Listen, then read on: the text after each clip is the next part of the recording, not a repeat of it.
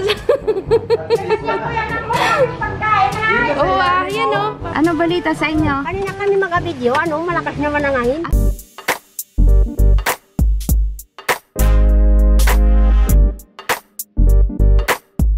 Yo, kakabsat, good morning. Nandito tayo ngayon sa shop. Update sa shop. Marami na pong naghahantay ng update sa shop. Kasi kakabsat, hindi namin masimulan dahil nga po walang kuryente. Hanggang ngayon wala pa po yung kuryente dahil nagpunta kami kahapon. Nag-follow up kami. Hindi pa daw nakukompute. At ang dami kasi kakabsat pinagdadaanan bago ka magkaroon ng kuryente. Hindi kagaya dati kapag nag-apply ka, sila na lahat. Ngayon, dumaan pa kami sa engineering, dumaan tayo sa OBEA, marami pang inspection yung naganap. Tapos, ang pinakalas po kasi yung UMECO, nakapag-inspection na sila. Tapos, hinihintay na lang. Another bayarin po kasi yun. May computation pa, tapos i-connect nila ganyan. Kaya wala pa po tayo. Sabi kasi kahapon pinuntahan namin, nagdi-disconnect daw sila sa mga hindi nakabayad. Iba rin po yung nagkabit yan, hindi po sa UMECO, OBEA. Dati kasi yung UMECO ang nag-i-install, sila na lahat. Pero ngayon kabsat, iba na kasi yung patakaran, iba na yung nag-i-install.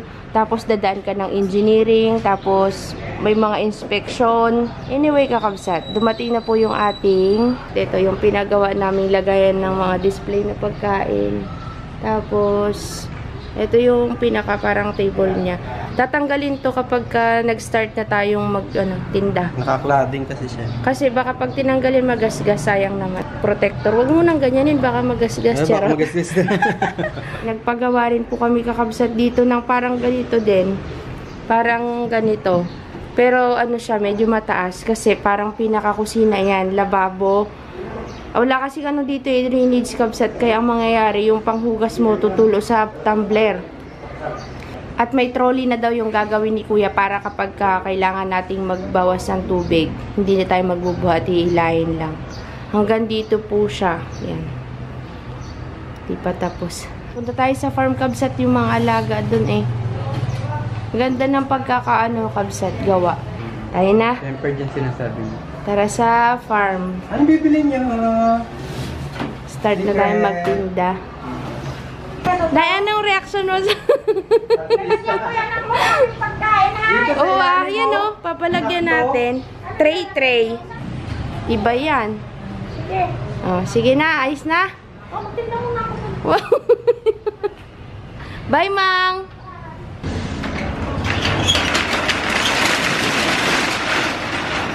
Tayo, bakit hindi dinala ang cellphone ni Carol? Nakapanood. Ha? Gusto mo kami nanood. Ay, nanonood ka pala. Ano kinain mo? Anong inulam mo dyan? Anong inulam mo? Panood.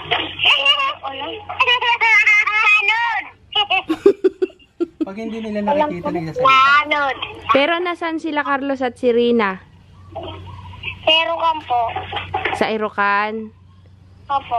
Kailan sila babalik? Nako. Mamaya. Sabihin mo kay Carol kapag dumating si ate tumawag, sabihin mo ha? Opo. Sige na. Nagkain na kayo? Opo. Aba, alam nyo ba kakabsat, ang kausap ko si Dayo. Dayo! Sabihin mo, hi kakabsat! Hi kakabsat! Pare!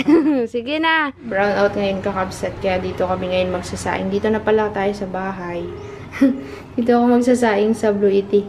Ibig kong sabihin, dito ako magsasaksak sa Blue Tea. Saing kami. Walang kuryente. Brown out again. So, tignan natin kung ilan ang matitira kabsat sa 87% kapag ka nagsaing. Yan, kakatanggal ko lang kabsat. Nakalimutan ko i-vlog. Dati kanina siya diba 87. Ngayon siya ay 65 na lang. Wala pa rin kuryente. Luto naman kaya to? Luto yan. Tara! Luto nga ni. Kain na tayo, B. Yo, kakabsat. After natin kanina dun sa terminal, umuwi lang tayo sandali sa bahay tapos dumiretso tayo dito halos kararating-rating lang din namin. Siguro mga pa lang kami, wala pang isang oras. Mga 30 minutes akong nagkutkot dito kabsat. Ang bilis ko ngayon. Inayos ko yung gulayan. Sa mahal ba naman ngayon ang bilihin sa palengke na gulay pa lang, kabsat. Parang kapresyo na ng karne. Kaya ayan. Buti na lang itong mga to na ihabol ng tag-ulan. Kasi gumanda siya, kabsat. Dahil kung tag-init to, magdidilig araw-araw, basa pa yung mga lupa. Kaya maganda siya, kabsat. Oh. Wow. Ang bilis. Dumami agad yung bunga. Malapit nang maghinog. Huminog.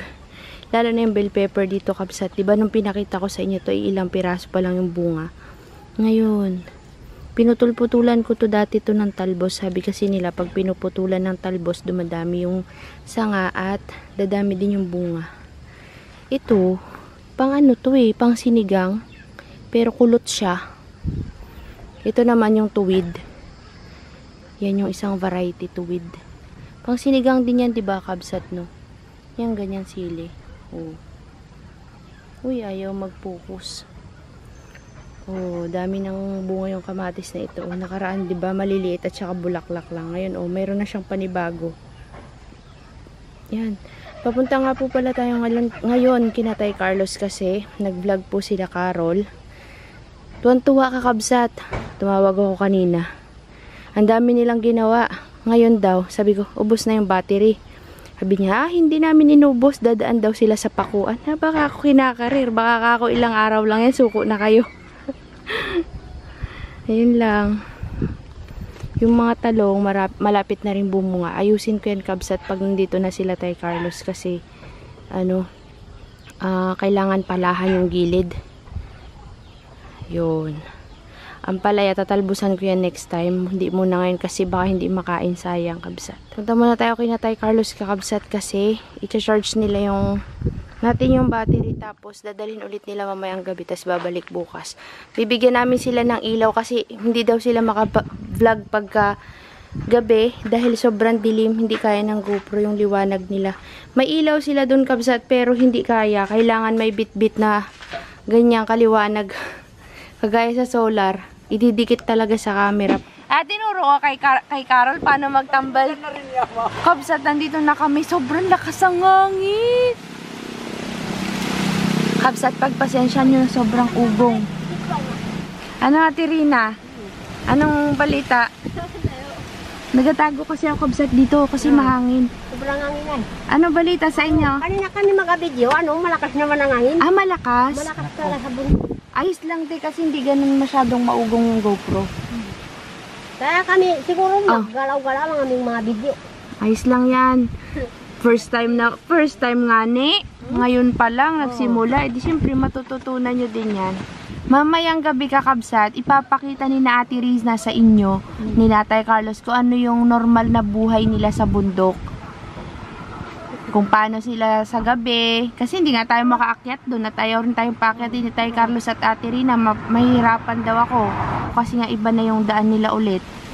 Kaya sila Ate Rina, ipapakita sa inyo mamayang gabi kung paano sila talaga doon. Yung paano sila nagluluto sa gabi. Yung paano yung pamumuhay nila sa gabi. Kasi dala ko yung, sabi ni Tay Carlos, di daw kaya ng ilaw nila. Kaya ngayon, magdadala sila ng ilaw galing sa farm solar. I-charge ko muna yung GoPro at ano ba to? Titingnan ko yung kanilang ginawa. Sayang yung oras. Kakabsat, tutong dilim. Bumili si Tay Carlos ng merienda habang naghihintay kami ma-charge yung GoPro. Ay sabi ko, magbili na rin sila ng ulam. Ay bukas na lang daw sila bibili. May mga hinarvest kasi sila. Makikita nyo yung sa vlog. Marami daw silang gulay kaya wag daw muna. Ayun, bumili lang si Tay Carlos ng merienda. Kakabsat, uwi na sila Tay Carlos sa bundok. Bukas babalik po ulit sila. At na rin kami maghintay. oo.